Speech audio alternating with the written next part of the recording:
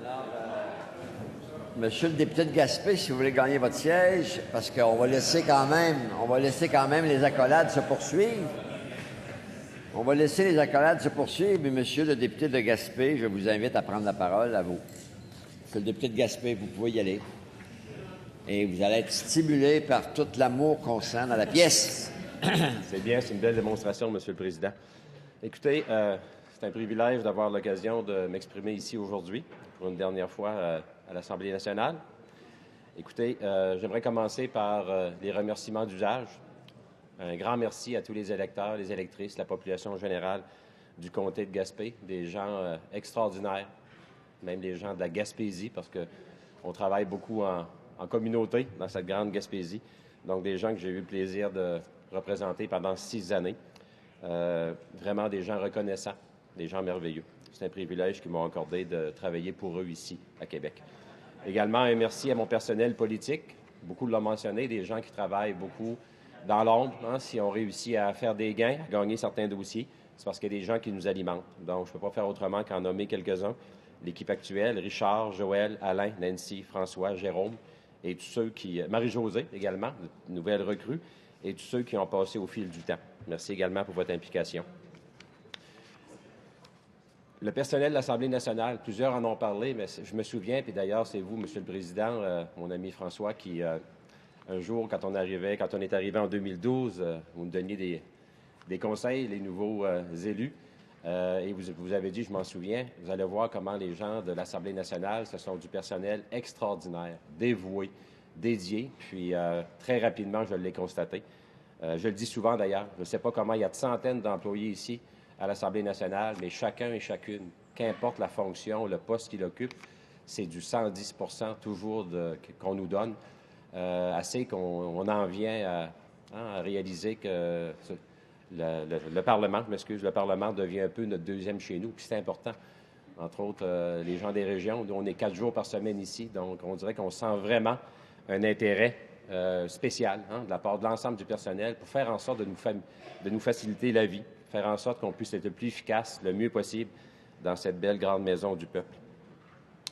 Merci également à celle qui m'a permis de vivre cette belle aventure. Là, je ne parle pas de ma conjointe encore, je parle d'une autre personne, Mme Pauline Marois, comme première ministre, qui m'a invité en 2012 à venir rejoindre une équipe formidable pour ma motivation qui était m'occuper encore des régions. Donc, cette personne-là m'a fait confiance. Mme Marois a été une première ministre extraordinaire. Je lui serai redevable très longtemps. Et ça a vraiment été un privilège de travailler avec son équipe pendant les 18 mois. J'ai pu être responsable des régions. C'est ce qui m'animait, c'est ce que je voulais faire. Elle a accompli mon rêve. Donc, merci infiniment, Mme Marois. Merci également à l'exécutif du Parti québécois avec qui j'ai travaillé de façon intense pendant 5 des 6 dernières années, mais même au cours de ma dernière année à titre d'indépendant.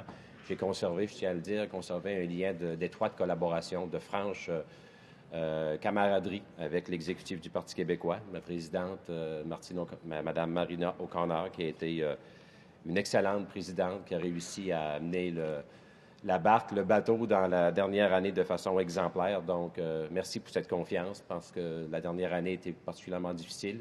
Donc, dans ces moments-là, on a vraiment besoin de la confiance de nos proches, de nos amis, de nos collaborateurs. Et à ce niveau-là, autant au niveau de la région, de la famille, des amis, que de mon exécutif de comté, j'ai été appuyé et c'est ce qui m'a permis de continuer à défendre les intérêts des électeurs et électrices de mon comté du mieux que je pouvais. Bien sûr, ma famille immédiate, ma conjointe Christine, nos 2 fils.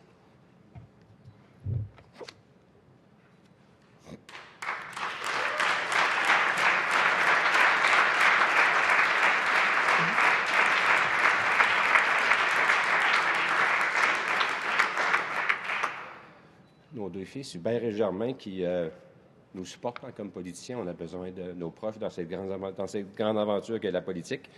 C'est quand même un sport extrême. Il y a des bouts moins faciles. Vous savez, nous, les politiciens, politiciennes, quand on prend la décision de venir en politique, on doit assumer les conséquences. Mais nos proches, eux, n'ont pas pris cet engagement-là. Et c'est pour eux que souvent que c'est le plus dur et non pas pour nous. Donc, il y a eu des moments difficiles. C'est un des grands regrets que j'ai de mon passage en politique, des impacts difficiles sur la famille. mais c'est le prix à payer pour venir en politique et il faut l'assumer. Quand je suis venu en politique en 2012, j'avais trois principales motivations. Je me souviens d'en avoir discuté lors de ma première intervention. Mes trois principales motivations, c'était d'aider au développement des régions, tenter de faire de la politique autrement et aussi de laisser plus de place aux jeunes dans nos choix, nos institutions, afin de leur permettre de s'impliquer davantage pour le Québec, qui va être leur Québec de demain. Aujourd'hui, je peux vous dire que c'est encore mes trois principales motivations. Travailler pour le développement des régions. Ceux qui me connaissent, vous le savez, c'est ce qui m'anime, c'est ce qui m'a permis d'être actif au sein des régions pendant 30 ans, dans mes anciennes fonctions, et c'est ce qui m'a animé encore pendant les 6 dernières années. Donc, un dossier extrêmement important. Faire de la politique autrement, c'est important aussi. Puis ça, je suis fier je dirais, de la réponse que j'ai eue à toutes les tentatives, chaque fois que j'ai essayé d'établir des contacts francs, de franche collaboration, collégialité avec vous tous, les collègues de toute formation politique. J'ai toujours senti de l'ouverture. Puis ça, c'est une de mes grandes satisfactions, de voir comment il y a des bonnes personnes, des hommes engagés, des femmes engagées, dévoués, dédiés dans toutes les formations politiques.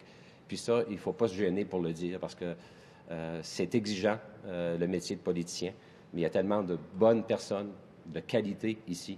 Il faut jamais oublier de le répéter, on ne le répétera jamais assez. Vous savez, la politique, c'est un engagement total. Moi, j'ai choisi de travailler pendant une trentaine d'années dans le développement de ma région et des régions. Je l'ai poursuivi ici, cet engagement-là.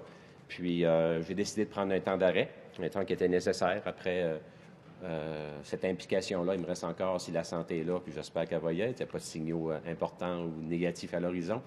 Une dizaine d'années à m'impliquer dans le développement de la communauté. Je veux le faire encore au service des régions. Comme je le dis, je change de véhicule. Ça ne sera plus au niveau de la politique québécoise, mais je ne change pas de destination. Je veux continuer à m'impliquer au niveau du développement des régions. On verra à travers quel véhicule, mais c'est vraiment la ferme intention, ce que j'ai l'intention de faire. Donc, j'offre ma franche collaboration à toutes les organisations, à tous ceux et celles qui voudront vraiment s'impliquer activement au développement des régions du Québec. Soyez assurés que je serai toujours un allié. Merci beaucoup.